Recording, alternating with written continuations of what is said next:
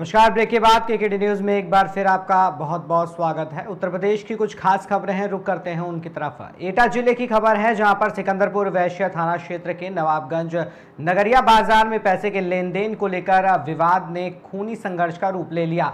दिन दहाड़े राजकुमार की चाकुओं से गोदकर हत्या कर दी गई, जबकि उसका दोस्त गंभीर रूप से घायल हो गया। घटना के बाद पुलिस ने तेजी से कार्रवाई करते हुए सीओ पटियाली संतोष कुमार की देखरेख में 4 टीमें गठित की। लगातार दबिश के बाद घटना के महज 12 घंटे के भीतर राजकुमार के हत्यारों से पुलिस की मुठभेड़ हो गई। बूढ़ी गंगा पुलिया के पास घेराबंदी के दौरान आरोपियों असलम और शमसुल ने पुलिस पर फायरिंग कर दी। पुलिस ने जवाबी कार्रवाई में दोनों आरोपियों के पैर में गोली मारकर उन्हें घायल कर दिया, जिसके बाद उन्हें इलाज के लिए अस्पताल में भर्ती कराया गया। देखिए, आज थाना सिकंदरपुर वैश्य के ग्राम नवाबगंज नगरिया का एक प्रकरण संज्ञान में आया है, जिसमें कि दो पक्ष जिनका पैसे के लेन देन को लेकर आपस में विवाद था, उनके बीच विवाद हो गया। कुछ देर के बाद वो विवाद हाथापाई में तब्दील हो गया, जिसमें कि एक पक्ष ने दूसरे पर धारदार हथियार से वार कर दिया, जिसमें 2 व्यक्ति गंभीर रूप से घायल हो गए। जब उन्हें अस्पताल के लिए ले जाया गया तो रास्ते में एक व्यक्ति जिसका नाम राजकुमार है, उसकी अस्पताल ले जाने के लिए रास्ते में मृत्यु हो गई। दूसरा व्यक्ति अभी उपचाराधीन है। घटना का तत्काल संज्ञान लेकर अभियोग पंजीकृत कर लिया गया है एवं अभियुक्तों की गिरफ्तारी के लिए हमारी कई टीमें अभी रवाना है। मौके पर शांति व्यवस्था कायम है एवं अतिरिक्त पुलिस बल भी तैनात किया गया है। देखिए, आज थाना सिकंदरपुर वैश्य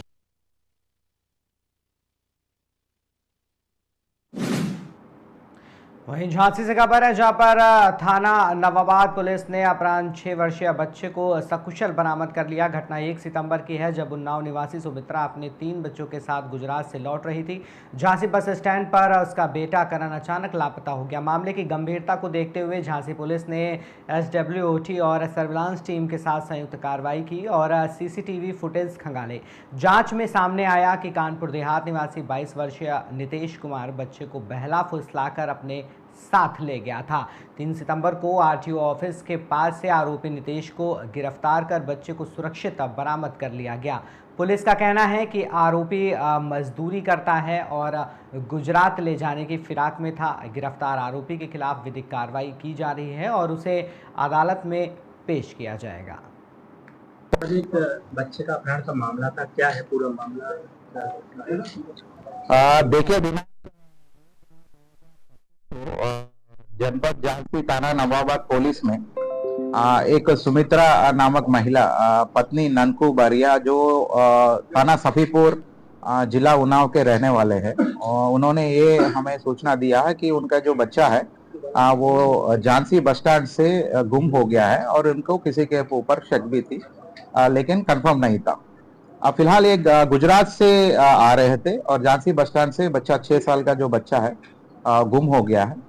और तत्काल हम लोगों ने टीम लगाया है और थाना नवाबाद और स्वाट टीम के पुलिस के तत्परता से मात्र 24 घंटे में बच्चे को सकुशल हम लोगों ने बरामद कर लिया है। आज आपके सामने उनके पिताजी को हमने बच्चे को सुपुर्द भी किया है और फिलहाल पूछताछ के दौरान यही पता चला कि ये जो अभियुक्त है जिन्होंने इसको लेके गया है, नितेश कुमार, थाना बरौर कानपुर देहात जिले के निवासी है। इनका ये कहना है ये उन्हीं के उसी बस में महिला के साथ मतलब वो भी आ रहा था, तो उनका कहना है कि उनको ये इस बच्चे के साथ मोह हो गया और वो पालना चाह रहा था, तो बच्चे को उठाकर ये लेके चले गए थे। और अभी फिलहाल प्रथम दृष्टया पूछताछ के दौरान तो यही कह रहा है कि उनको वो पालने के लिए हेतु लेके गया।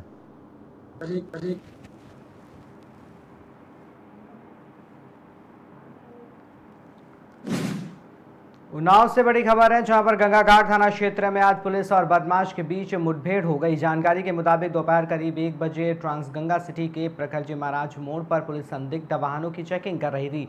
इसी दौरान लाल रंग की स्कूटी सवार एक युवक को रोकने का प्रयास किया तो उसने पुलिस टीम पर फायरिंग कर दी और भागने लगा। पुलिस ने पीछा करते हुए आत्मरक्षार्थ जवाबी कार्रवाई की, जिसमें बदमाश के पैर में गोली लगी और वो घायल हो गया है। मौके से तमंचा, जिंदा कारतूस और खोखा कारतूस भी बरामद कर लिया गया है। पूछताछ में आरोपी की पहचान 32 वर्षीय साकेत निवासी संभरखेड़ा थाना गंगाघाट के रूप में हुई है। साकेत ने 31 अगस्त को गगनीखेड़ा में हुई फायरिंग में शामिल होने की बात स्वीकार की है, जिसमें एक 10 वर्षीय बच्चे की मौत हुई थी। इस मामले में अब तक 6 आरोपियों की गिरफ्तारी हो चुकी है। घायल बदमाश को जिला अस्पताल भेजा गया है और आगे की विधिक कार्रवाई भी की जा रही है। आज दिनांक 4 सितंबर को रात्रि में लगभग 1 बजे गंगाघाट पुलिस द्वारा ट्रांस गंगा सिटी के पास संदिग्ध व्यक्तियों और वाहनों की चेकिंग की जा रही थी। उसी दौरान लाल रंग की स्कूटी पर सवार एक संदिग्ध व्यक्ति आते हुए दिखाई दिया, जिसे पुलिस द्वारा रोकने का प्रयास किया गया तो उसके द्वारा पुलिस पार्टी पर फायरिंग कर दी गई। जवाबी आत्मरक्षा कार्रवाई में व्यक्ति के पैर में गोली लगी। उसके पास से एक 315 बोर आदत तमंचा, एक जिंदा कारतूस, एक खोखा कारतूस बरामद हुआ। पूछताछ से यह ज्ञात हुआ कि यह व्यक्ति, जिसका नाम साकेत पुत्र हेमराजपाल निवासी संभरखेड़ा थाना गंगाघाट का रहने वाला है, और पूछताछ में ज्ञात हुआ कि दिनांक 31 अगस्त को गगनीखेड़ा में जो फायरिंग की घटना हुई थी, जिसमें एक बच्चे की मृत्यु हो गई थी, उसमें यह वांछित था, जिसके संदर्भ में थाना गंगाघाट पर मुकदमा अपराध संख्या 535/25 पंजीकृत था, जिसमें अब तक 6 लोगों की गिरफ्तारी हो चुकी है। घायल व्यक्ति को इलाज हेतु सीएचसी एडमिट करवाया गया है और अन्य आवश्यक विधिक कार्रवाई की जा रही है।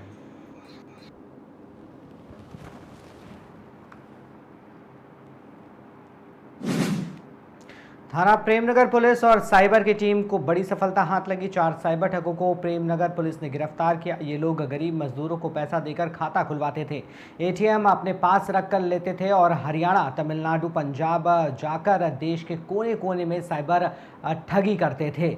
इनके पास से काफ़ी तादाद में खाता दस्तावेज, मोबाइल फ़ोन बरामद किए गए हैं। अभियुक्तों के नाम मुशर्रफ, अब्दुल रज़ाक, निशांत और शिवम हैं। ये चारों लोग देश के अलग अलग हिस्सों में जाकर साइबर ठगों को बैंक अकाउंट मुहैया कराते थे।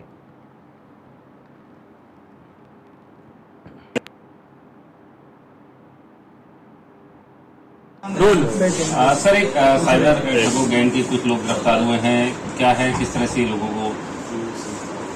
श्रीमान वरिष्ठ पुलिस अधीक्षक जनपद बरेली द्वारा लगातार संगठित अपराध पर कार्रवाई की जा रही है और इसी के अंतर्गत थाना प्रेमनगर में एक ऐसे गैंग को पकड़ा है जो कि देश के अलग अलग कोनों में जो साइबर ठग हैं उन्हें यहाँ बरेली में बैंक अकाउंट्स मुहैया कराते थे। इसकी जो सूचना है वो इस प्रकार प्राप्त हुई कि एनसीआरपी पोर्टल, जो कि साइबर क्राइम के लिए एक नेशनल पोर्टल है, उस पर पंजाब, तमिलनाडु और हरियाणा, यहाँ से 3 ऐसी शिकायतें थी, 3 ऐसी कंप्लेंट्स थी जिनको ट्रेस बरेली के अकाउंट्स में किया गया।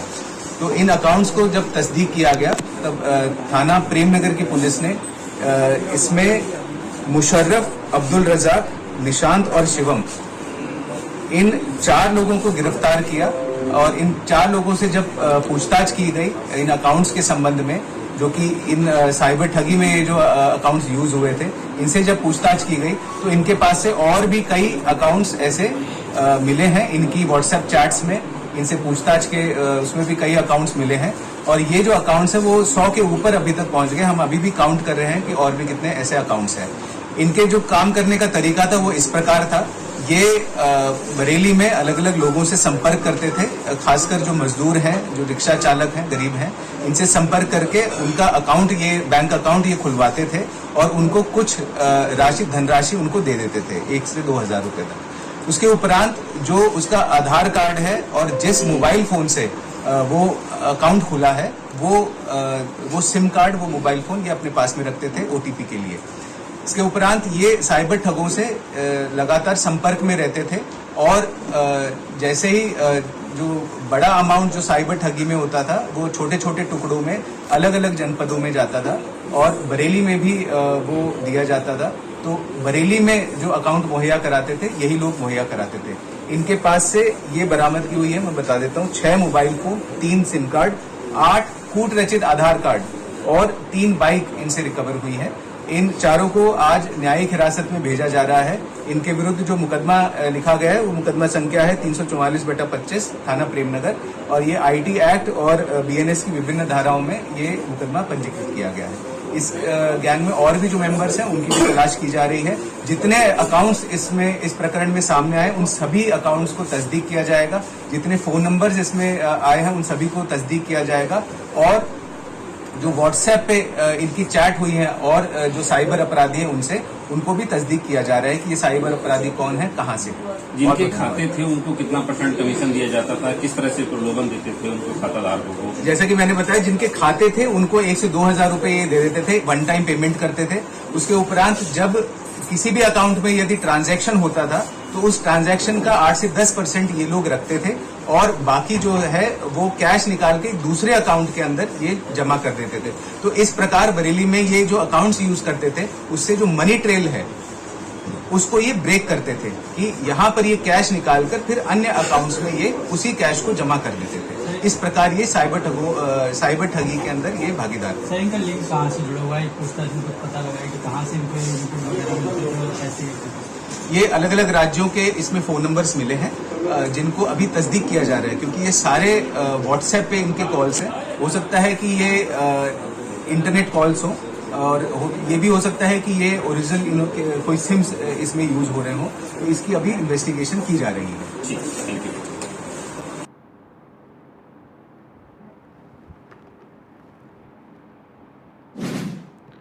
बांदा से खबर है, जहां गणेश विसर्जन और बारा वफात के मद्देनजर पुलिस प्रशासन पूरी तरह सतर्क दिखाई दिया। पुलिस अधीक्षक कपलाश बंसल के निर्देशन में गुरुवार को भारी पुलिस बल के साथ शहर भर में पैदल गश्त की गई।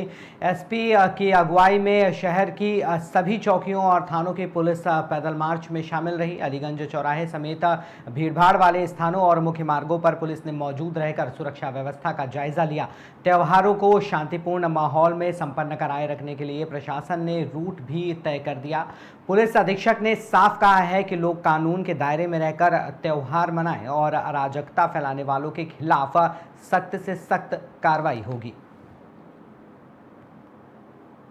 देखिए, रूटीन गश्त है, पैदल गश्त किया गया है, कॉन्फिडेंस मार्च, रूट मार्च वगैरह निकाला गया है। प्रशासनिक अधिकारी, सभी चौकी प्रभारी, हमारे थाना प्रभारी कोतवाली नगर क्षेत्र में जो जुलूस के मार्ग हैं, बारा वफात का ये त्यौहार आने वाला है उसमें जो जुलूस है और जो गणेश विसर्जन के जुलूस आने वाले हैं उनके रूट पर भ्रमण किया गया है। जो सेंसिटिव पॉइंट है उसमें देखा गया, जो कमियां पाई गई हैं सभी राजस्व विभाग के अधिकारी हमारे साथ में थे, उनको जल्दी करके विस्तार देखिए, रूटीन गश्त है, पैदल गश्त किया गया है, कॉन्फिडेंस मार्च, रूट मार्च वगैरह निकाला गया है। प्रशासनिक अधिकारी, सभी चौकी